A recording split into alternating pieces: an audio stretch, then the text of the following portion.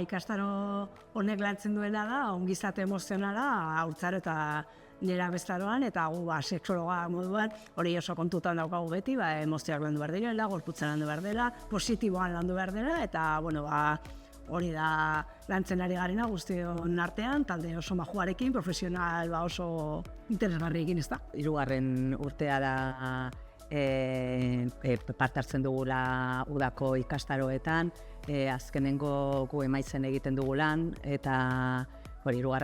urtea da hemen gaudela, ja Iban Gomez Beltranekin 2. urtez, eta hori azkenean estatu mailan gauden hainbat profesional seksologian eta sexuen hezkuntzan aritzen garenok, taldean lan bikaina egiten egia esan. Gainera pertsonak irakasleak, profesionalak etorri egin dira eta guztion artean taldean pila bat ikasten ari gara. Emaiz seksologia zentroa orain dela 30 urte jaio zen proiektu bat da, Araban, emakumeen mugimendutik eta militantziatik hasia, eta gero seksologian oinarritzen garenok, guztiok lan egiten dugun guztiak gaur egun 10 bat gaudela lanean, seksologoak gara, gero aldez aurretik bakoitza batzuk gizarte langileak, psikologoak, soziologoak, baino batzen gaituena seksologia da. Orduan, esparru ezberdinetan egiten dugu lan, sexuen hezkuntza pila bat egiten dugu, Hego Euskal Herrian zehar ikastetxe ezberdinetan, bai ikasleekin, bai familiekin, bai irakaslegoarekin, begirada guztiak uztartuz eta sexualitaten laguntzan de acompañar, ahalik eta hoberen egiteko formakuntza komunitarioaren egiten dugu lan, olako esparruetan eta ezberdinetan, eta gero aholkularitza zerbitzuak ere daramatzagu Euskal Herriko herrialde ezberdinetan, zaitasun konkretuak ditugunean eta pertsona guztiak ditugula. Baina momentu batzuetan badakigu zelan atera hortik eta beste momentu batzuetan ataskatzen gara purtxo bat gehiago eta horretarako bai terapian, bai aholkularitzan, espazio ezberdinak ditugu ere bai, zaitasun horiek kudeatzen joateko.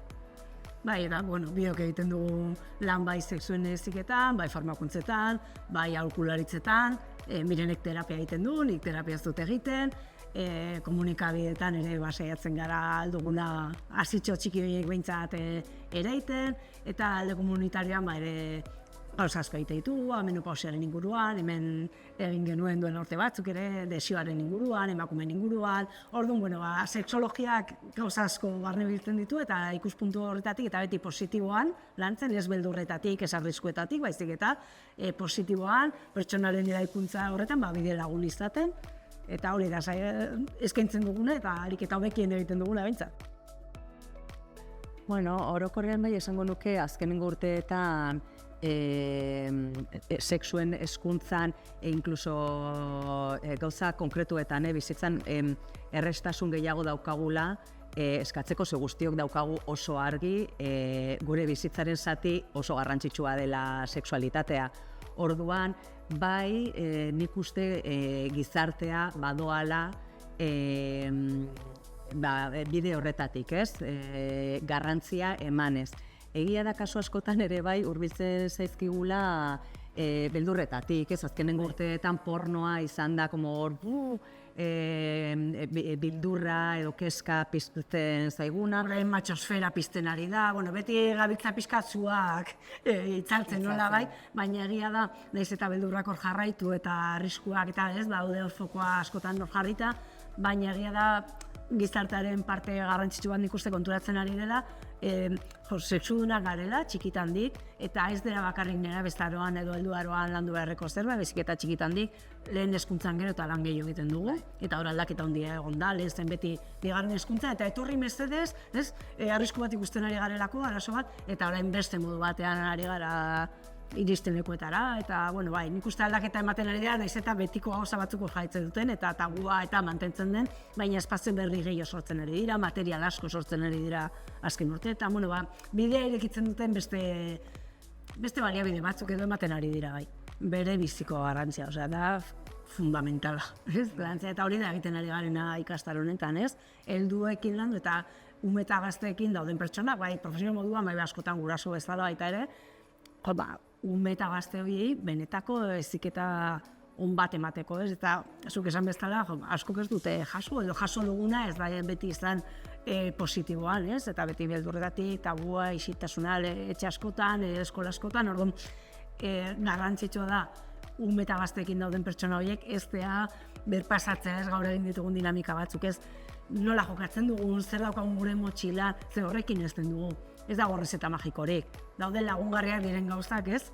Dinamikak. Hori da, eta azkenean, zuk esan bezala, askok ez dugu eredu on bat izan gure etxeetan, eta askotan gogo asko ditugu gauzak beste modu batean egiteko, baina ez dakigu oso ongi zelan egin, ze bildurrak daudez, azkarregi esten baldin naiz honi buruz hitz egiten, badirudi bultzatzen ari garela praktiketara eramaten edo nizer dakit, ez? Orduan, askotan hori behar ditugu pertsona helduak tarte bat, gure kezkak, bildurrak, gogoak konpartitzeko, hori kokatzeko eta gero ja hortikan, egunerokotasunean lagundu ahal izan gure gazteak bide horretan bide lagun izaten. Ze azkenean behar duguna da, asko pertsona guztiok behar dugu eta txikiak garenean are gehiago, behar ditugu heldu batzuk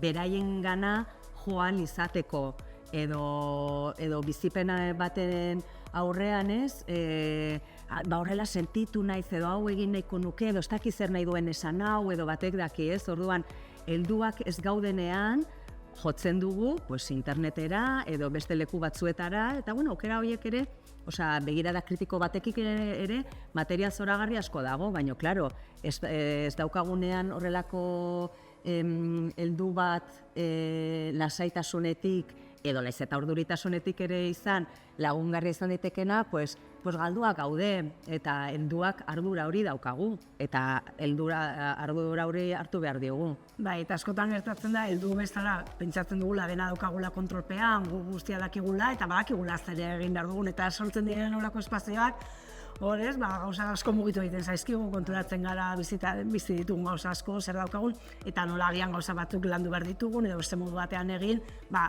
eskaintzeko bide laguntza hobea, ez? Orduan, horrelako espazioak oso garrantzitsua dira. Nik uste karentzia bat dela, esaten ari ginen ez batzutan, referentziazko heldu batzuk ez eukitzea. Bai, heldu horiek ez daudelako prest, bai nahiz eta prest egon ez dituztelako sentitzen, hurbil edo ez dutelako uste ulertu aldituztenik, helduen begirada askotan oso kritikoa da, baita ere, orduan nik uste eskertzen dutela espazio bat eukitzea, baita ere gazteak eta umeek, behar dituzten gauza horiek nunbait atera izateko. Eta ez izatea bakarrik, hori internet edo ondoko laguna dakidanaren altxeko parezidu, ez? Orduan gabezi hori nik uste badagoela, referentzia hori, ez? Askotan joaten gara, 4 saio, 6 saio, eta askotan, eskerrik asko honetaz hitz egiteagatik, eskerrik asko erantzuteagatik, ez? Galdera bati erantzuteagatik, eta hori minimo bat izan beharko luke, ez? Galdera bati erantzun bat izatea, eta askotan gabezi horiek badaude, ez? Orduan, uste du garrantzitsua dela, joatea eskoletara, baina ordu gutxi direnez, ezinbestekoa da inguruko guztia ondo hornitua egotea, ez? Eta ojala, ondo hornitua egotea, gu beharrezkoak ez izatea, ez? Eskoletan nola parakaidista moduan, ez? Ojala iristea momentu hori, ez? Bai. Guk kokatu dugu gure interbentzioa hiru gauzetan, gorputzaren garrantzian, aniztasuna aberastasun moduan, eta gero bakoitzak konektatzea bere barnekoarekin, erabakiak hartzeko, desioa sentitzeko, mugak jartzeko, proposamenak egiteko, igual, ez dakit, gauza horiek oso garrantzitsua dira sexuen eziketan, ez? Igual, ardatzak, gero hortikan, daude gauza pila bat lantzeko, baina horiek dira ardatz nagusiak. Horregatik, igual hori gero etxeetan edo zeinek bere egunegotasunean kontutan hartu ditzake, agian pista moduan ere. Iruditzen bazaizu,